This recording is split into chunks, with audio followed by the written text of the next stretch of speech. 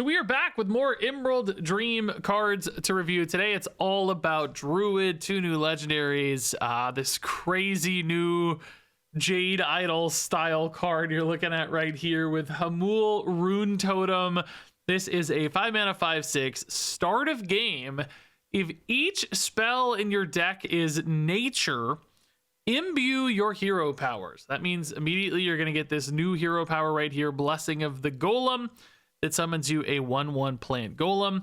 But then also you repeat this every 2 spells you cast, which means throughout the course of the game, anytime you cast 2 spells, those don't even have to be nature spells, mind you, just 2 spells. They will often be nature spells because that's what you put in your deck, but anything you like generate or whatever, coins, all of that will contribute as extra spells. That's going to imbue your hero power again, which remember, imbuing your hero power increases all of the numbers in the hero power, which means as soon as you imbue it again, you're going to summon a 2/2 plant golem, then a 3/3, 4/4, 5/5, so on and so forth. As you can see, you've got kind of a new little Jade Idol button here right from the start of the game, and you don't even really have to like specifically support it. You can just stack your deck with spells that are doing other things you like anyway, you know, creating things, giving you health and life and resources, drawing cards. All of that's going to contribute to making your Blessing of the Golem stronger. You know, you're going to have to spend 2 mana each time you want to hit that, but I could see a world where even in the mid game, you know, this is like 2 mana, summon a 5/5, summon a 6/6, summon a 7/7 before too long, particularly with like the ability to generate a bunch of super cheap spells. We're going to see a lot of nature spells in this video to support that deck package. We already saw one previously, don't forget to. Symbiosis, nice, cheap nature spell. Druid certainly has never lacked access to good nature cards. So, I mean, honestly, kind of a match made in heaven. Also keep in mind that regular imbue cards are still going to work as well. So, you know, you can stack your deck with spells and go that route, or you could try to just do some extra imbue stuff as well. If we look at the kind of you know, neutral imbue package, remember there's like this insane 2-drop, you know, Bitterbloom Knight that makes every future golem bigger. The Flutterwing Guardian looks pretty good for some of this imbue. So you know, you've got the spell path or some of these neutral card bonuses as well. All in all, I think resulting in a really nice efficient hero power, and you know it's going to be there right from the start as well. So it's like a little bit of a deck building challenge to some extent and a little bit of a restriction, but I don't think one that feels particularly punitive at all. And it's not that hard to just want to be playing spells, and at some point pretty quickly a 2 mana button that summons you a 4/4 or 5/5 is gonna feel really efficient, and it's gonna like start to whittle people down over time. So I think this actually looks pretty promising and pretty cool, and it's just this kind of like free long-term win condition of sorts that maybe doesn't even require all that much sacrifice or input to make it worth it. So it might just be a really cool bonus. We're also going to see another like hero power support card here. This is the Dreambound Disciple. This one is a 3 mana 3/3 Battle Cry and Death Rattle. Your next hero power costs 0. So if you were worried about spending 2 on some of those early golems in particular, perhaps the Dreambound Disciple makes that feel much better. So, you know, like turn 3 you slam this, and maybe you already have like a 2/2 to go with it, and then also, you know, the Death Rattle goes off. You could maybe save that one up until you imbue it a few more times, go into like turn 4, turn 5, you get a 4/4 or a 5/5 for 0. So this is just like a nice little way to, you know, perhaps recover a little bit of the tempo you might lose between playing all the spells to imbue and then spending 2 mana. This could be a bit of a stopgap. I would argue, I don't know if you really need this. I think you might just want to spend more time on like spells, and it's okay to spend 2 once it gets big enough. Like, you're not necessarily going to want to be hero powering like on turn 3, on turn 4, on turn 5. It might be more about like juicing it up and then start farming it perhaps in the mid game, depending on how quickly you get the hero power juiced up. So I actually could see this maybe not making the cut even in an imbue list. I think you might just want to lean into the imbue side of it harder and happily spend on your hero power. So, you know, if you think about it, you're kind of spending 3 here to save 4. You're getting a 3/3 to boot, but that's not like that exciting at the end of the day. So I think this card looks fine. I wouldn't be shocked, particularly if like early on in a 4-set meta, fresh after rotation, this just kind of makes the cut for a lack of better things to do. But I could see this one kind of going away in the future as more nature cards, more just good stuff gets added into the pool. I don't know this would necessarily stand the test of time. So moving on to some of those spells you're going to want to run for Hamuul. This one is pretty much perfect. A 2 mana nature spell. It is basically a primordial glyph. We know how good that card has felt historically. This one discovers you a nature spell, and then it costs 2 less. So just a great way to get like cheap spells going in your hand. Just a good card sometimes on its own too, like independently. Just find a thing, save it up for later, get some big spell, discount it to cheat it out the next few turns, or just play 2 really cheap things and get your hero power imbued a little bit faster. This is pretty much perfect across the board. This card looks very good. We also have here Reforestation, another nature spell at 2 mana. This could be one you discover off the last one, for instance. This allows you to choose one, draw a spell, or draw a minion, and then you can also hold this for 3 turns to do both, which is pretty powerful, right? 2 mana, draw 2 specific things. I think sometimes you will be okay to play this for 2 mana, just draw a spell, because if you're trying to push that hero power up quickly, this is just ways to get more spells, more cheap stuff. Just burning through all of those spells as quickly as possible to get your hero power big and scary. Other times, you know, you'll have other things to do and you'll be happy to wait and make this feel really efficient as that 2 mana draw 2. I guess you kind of sometimes wish this would draw you 2 spells in a Hamuul deck specifically. This might even make sense outside of that world too. You know, we've had other examples with that card that draws 2 things and gives you a bunch of armor, you know, sitting in hand, waiting for that to grow. This is that same sort of idea.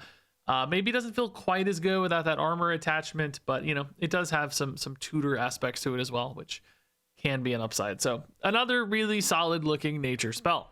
And then this one's pretty crazy. Photosynthesis, another nature spell, 3 mana, restore 6 health, and get 3 random druid spells, which is again great fuel for Hamuul. And I like that this has a little bit of survivability baked into it as well, because you know, if you're like spending all this time just playing kind of random spells, maybe not developing a board, activating your hero power, getting it stronger and stronger, you might need a little bit of recovery. That also makes this feel a little better to just kind of weave in. You've probably taken 4 or 5 damage by the time you get to turn 3 of your opponent's an aggressive deck. Gets a couple minions down early. You've taken a few hits.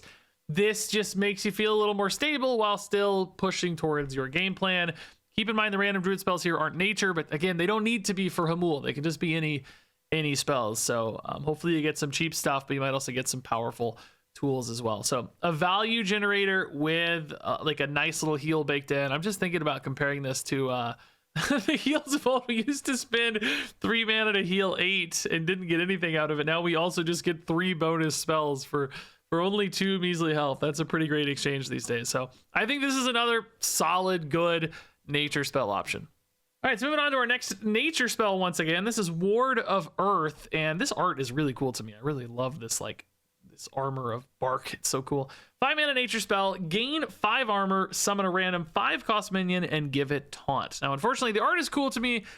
Not as in love with the card. I think random 5 drops are just way too inconsistent. You're gonna get so many like just like little 3/3s and like God, sometimes like 1/1s and stuff. Just big battle cry cards that are really small stats, you know, and all their power is baked into some synergy or effect that's just not useful to you. You're just looking for raw stats. And although the 5 armor helps a little, you know, it makes this feel somewhat safer to play, I think ultimately it's really just about opportunity cost. There will be better cards probably in this slot. Now, you know, there is some argument that you need a like critical mass of nature spells for your Hamuul. You don't have to hit a specific target. Like technically you could have 1 nature spell in your deck, and I think Hamuul would still activate based on this wording as long as all of the spells are nature spells. But there is still a point where you need to have enough that you're able to imbue your hero power enough, because if you don't just run enough natural spells, you won't be imbuing your hero power enough. And if you're running spells, they have to be nature for Hamuul. I'm hopeful that things like photosynthesis mean you don't have to go crazy with that, because this is just going to help you generate spells. You're discovering a spell with Horn of Plenty. So my thought is you're probably going to be able to get enough spells played that you don't have to just run every nature spell for any reason. So you hopefully will be able to cut some. But that said, you know, there is maybe a moment, especially early on, again, for set meta, you might need just that little more extra oomph of spells just to make sure you have enough to get the imbue big enough. Maybe Ward of Earth makes the cut in those instances, but I do think this looks like the worst of this nature spell package, and definitely the first to cut, and I don't even know if it would be worth it necessarily. Just running cards to like discover spells and stuff might be better just running a minion as opposed to running a pretty expensive suboptimal card like this one. Oh, and look, what do you know? Another way to generate spells so that you don't have to run that last card. This is Grove Shaper, a 5 mana 3/6. After you cast a nature spell, summon a 2/2 treant with Death Rattle, get a copy of that spell. So more ways to make more stuff, more ways to imbue more stuff.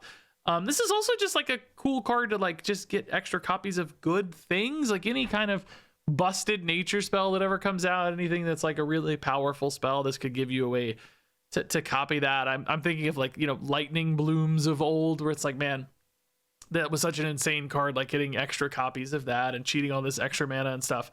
Could be some pretty insane cycles. This does have that 5 mana overhead you have to kick off, but we just saw some ways to discount spells like Discover a Thing. It costs 2 less. You could save that for your Grove Shaper turn.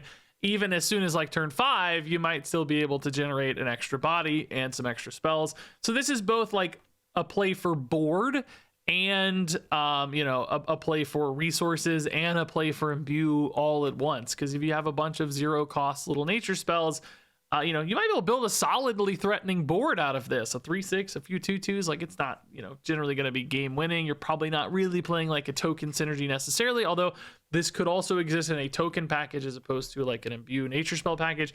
All in all, I think this card actually does a lot and plays pretty well into that game plan. It's not the fastest card. It does require, you know, setup. You have to have the right kind of things, or alternatively just a lot of mana. You know, if you save till turn 10 or ramp to 15 with Ysera or something, you could still create a lot of silliness with this. That's less exciting to me though than like cheap spells popping this off early. So all in all, promising, interesting card with a few different angles that's probably also sensible in this imbue package. All right, so moving on to our other legendary. Sorry it took a while to get to this one. I wanted to get through that kind of nature spell package. It's Forest Lord Cenarius. He's back and he's bigger and probably better too. This is a 10 mana 5/8. This is the Wild God for Druid, of course. And he's got a choose thrice effect, which is really cool. Give your other minions +1/+3 or summon a 5/5 ancient with taunt. So if you don't have a board, this can definitely be like an instant board, you know, a 5/8 and 3 5/5s.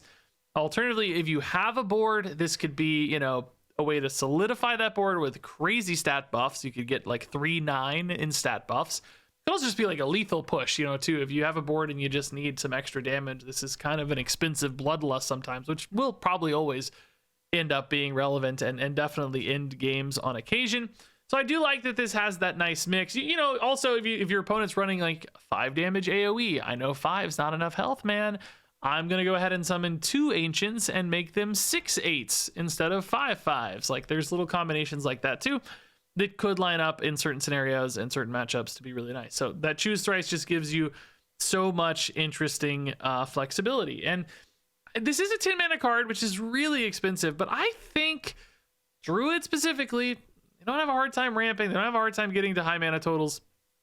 I think there's a window for this. You know, I think big decks, big Druid decks, ramp decks can probably utilize this well. It has enough kind of lethality threat, not a guarantee, but a threat mixed with some independence that this card is pretty interesting for Druid. So also really crazy off like, you know, Malord and all that sort of thing too. But even I think Druid running this in decks does indeed have a possibility. And then our final card here is the Evergreen Stag. This is a 6 mana 6/7 beast with elusive, lifesteal, and taunt, which is a nice big mix of like annoying stuff to deal with. You know, slam this against a minion based deck, they're probably healing you 12 or more, right? Like it's a really significant heal.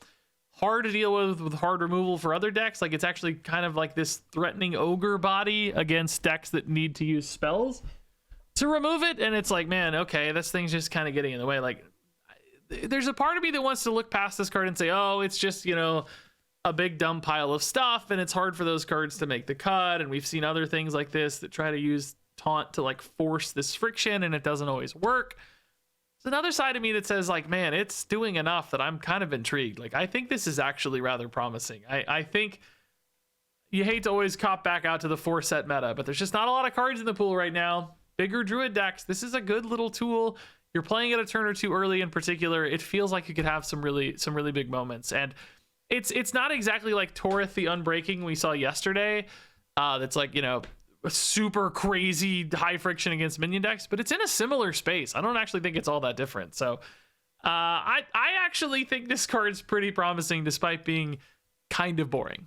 And yeah, that wraps it up for our Druid cards. So let's rate these from 1 to 5 stars. Hamuul Rune Totem is a 4-star card. Dreambound Disciple is a 3-star card. Horn of Plenty is a 4-star card. Reforestation is a 3-star card. Photosynthesis is a 4-star card. Ward of Earth is a 2-star card. Grove Shaper is a 4-star card. Forest Lord Cenarius is a 4-star card. Evergreen Stag is a 3-star card, but man, I think it's so close to 4. And yeah, that's a good set of cards, man. I think these all look actually pretty promising. I do think there's a decent chance Hamuul is just garbage. I think he's either like pretty good or just like really bad. This is one of those that you might have to see in action.